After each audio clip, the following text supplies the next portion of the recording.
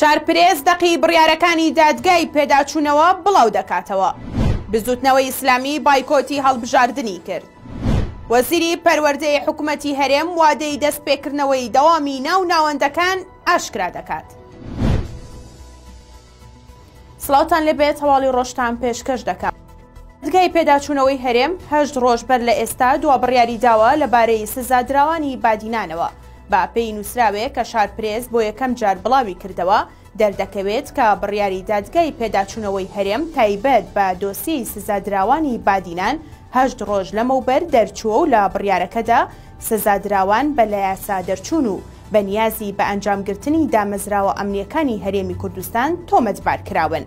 هەر لە درێژەی بڕیارەکەی دادگای پێداچوونەوەی هەرێمدا هاتووە کە سزادراوان پەیوەندیان لەگەڵ پارتی کرێکارانی کوردستان پاکەکە هەبووە کە ئەمەش وەک تاوان لای دادگاکە ناوبراوە. بڵاوکردنەوەی ئەم بڕیارەی دادگا لە کاتێکدایە لە دوو ڕۆژی ڕابردوودا پارێزەری سزادراوانی بادینان بڵاوی کردەوە. دادگای پێداچوونەوە سزاکەی پەسەند کردووە، بەڵام هێشتا چاپ و بڵاو نەکراوەتەوە، بۆیە هێشتا ڕێگە ماوە بۆ پێداچوونەوە با بڕیارەکەدا و پلەی کۆتایی وەرنەگرتووە. بزوتنەوەی ئیسلامی کوردستان بایکۆتی هەڵبژاردنە پێشوەختەکەی عێراقی کرد و ڕابەری ئەو حزبەش دەڵێت چیتر خۆمان بەسەرابەوە خەریک ناکەین و استراتیژی خۆمان دەگۆڕین. عیرفان عەبدولعەزیز ڕابەری بزوتنەوەی ئیسلامی لە کۆنگرەیەکی ڕۆژنامەوانیدا کە پەیامنێری شارپرێز ئامادەی بوو بایکۆتکردنی هەڵبژاردننی ئەنجومەنی نوێنەرانی ئاشکرا کرد و جەختی کردەوە.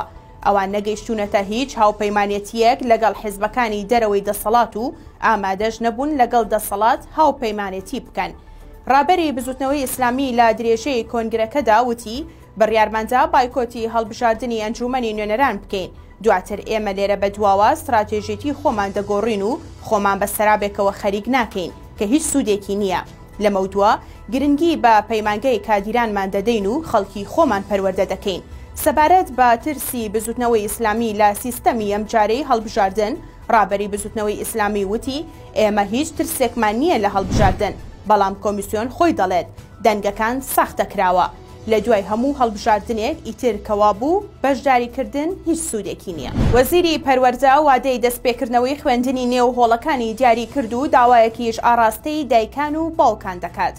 وەزیری پەروەردەی حکوومەتی هەرێمی کوردستان لە میانی کۆنگرەیەکی ڕۆژنامەوانیدا ڕایگەیاند ئەگەر خۆپارێزی ڕەچاو بکرێت ئەوە دوای جەژنی ڕەمەزان درێژە بە پرۆسەی خوێندن لە ناو پۆل دەدەین. ئالان حەمەدسەعید وەزیری پەروەردەی حکوومەتی هەرێم لەبارەی خۆپارێزیەوە پەیامێکی ئاراستەی دایکان و باوکان کرد و ڕایگەیاند ئەگەر دایکان و باوکان خۆیان نەپارێزن لە تێکەڵبوون و چوونە نێو قەرەباڵخی ئەوە خۆپارێزی ناوەندەکانی خوێندن هیچ سوودێکی نابێت و ناتوانین ڕێگە لە تەشەنەکردنی ڤایرۆسەکە بگرین.